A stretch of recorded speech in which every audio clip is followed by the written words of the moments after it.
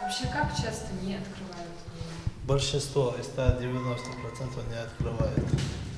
Достучаться иногда просто невозможно. С этой проблемой энергетики сталкиваются каждый день. Молодая столица занимает первую позицию в списке должников среди населенных пунктов Ингушетии. Число злостных неплательщиков составляет 90% населения. Энергетики вынуждены идти на крайние меры. Рейд сотрудников филиала Россети «Северный Кавказ» Ингушэнерго проходит во главе с исполняющим обязанности директора Исламом Гандалоевым. И снова в ответ тишина. С самого утра энергетики обошли более 20 многоквартирных домов по улицам Кулиева, Чехкиева, Мальсагова и Борова. Суммарный долг потребителей региональной столицы на 1 июля 2021 превысил 280 миллионов рублей. Из них почти 164 миллиона приходится на население. Сейчас штурмуют 35-й дом на улице Мальсагова. Специалисты на каждой лестничной площадке проверяют распределительные щитки, проводят контрольный съем показаний, приборов учета, сбор платежей и разъяснительную работу.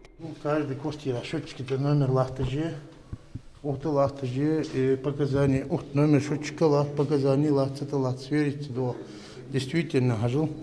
Ханзвай Харви Хауарсак 68.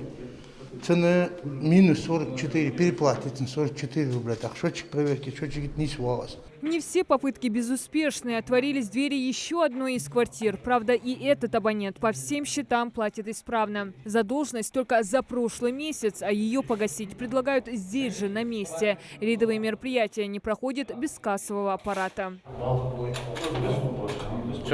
Только в этом доме задолженность потребителей энергокомпании составляет более 1 300 000 рублей. Работа по взысканию долгов с населения проводится с соблюдением всех законодательных мер. Законодательство устанавливает два основных требования к внесению оплаты – полноту и своевременность. Несоблюдение этих пунктов дает право поставщику использовать различные меры борьбы с неплательщиками – начисление пени, ограничение предоставления коммунальных услуг, взыскание задолженности в судебном порядке. При этом перед отключением абонент всегда уведомляется о наличии задолженности, однако сами должники не спешат идти на контакт.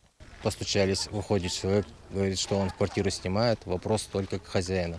Назвать хозяина он не хочет, номером телефона, то есть информация он не делится, соответственно, у нас с этим человеком остаются эти проблемы. Если действительно достучаться до абонента, до хозяина, взять у него точные данные, если где-то у него имеется разница в приборе учета, каждый прибор учета, каждый адрес, он адресован, положен, там прибор учета, он номерной, все данные, его можно выровнять, его нужно выровнять, эту работу можно с ним провести. Стоит отметить, что в ходе этого рейда двери открывали исключительно те жильцы, которые не имеют задолженности и никаких замечаний к платежной дисциплине. А вот из неплательщиков, чьи долги иной раз превышают 100 000, никто не отозвался на долгие звонки и стуки специалистов Россети «Северный Кавказ». Бездействие и безответственность должников приводят к концу света. Как правило, платить по счетам начинают после отключения электроэнергии, а производить их отключение энергетикам приходится чуть ли не каждый день. На основе нашей базы, на основе этих долгов, соответственно, уже группа выезжает адресно, отключает этих потребителей. На постоянной основе проводятся в городе работы. Ежедневно техники, специалисты, контролеры выезжают адресно, проверяют людей, уведомляют, что необходимо обратиться. Контактные телефоны везде оставляем. Также энергокомпании со злостными неплательщиками приходится встречаться в суде. На тех, кто категорически отказываются оплачивать, составляются списки, собранный материал передается в суд. Только по Магасскому району с начала этого года 726 потребителей направлены в суд. Это ежемесячно, ежегодно проводится.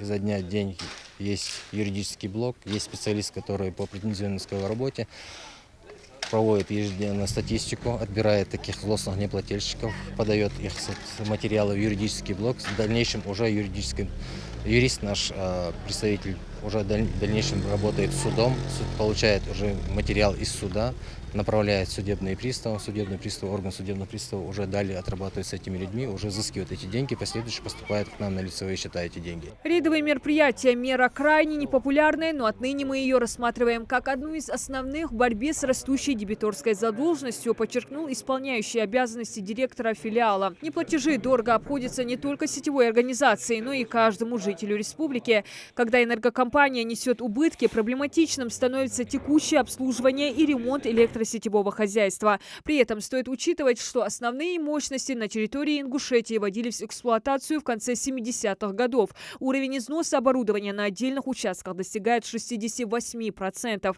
Также Гандалоев отметил, кардинально изменит ситуацию только многомиллиардные вложения, а основной источник средств для технического переоснащения – своевременные платежи за потребленный ресурс. За тотальную недисциплинированность отдельных групп потребителей мы сегодня расплачиваемся перебоями в электроснабжении и низким напряжением в сети.